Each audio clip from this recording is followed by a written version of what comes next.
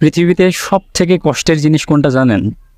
Over thinking করা, কোনো কিছু নিয়ে দুশ্চিন্তা করা, কোনো একটা খারাপ সময় নিয়ে কিংবা কোনো একটা খারাপ ব্যবহার নিয়ে কিংবা কোনো একটা খারাপ সিচুয়েশন নিয়ে একাকী সেটাকে ভাবা এবং নিজের মস্তিষ্ককে কষ্ট দেওয়া।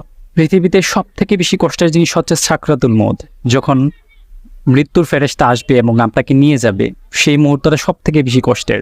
কিন্তু তারপরেই সব থেকে কষ্টকর যে জিনিসটা সেটাই হচ্ছে ওভার থিঙ্কিং করা। ওভার থিঙ্কিং মানুষকে তিলে তিলে শেষ করে দেয়, শেষ হওয়ার আগে মানুষকে শেষ করে দেয়।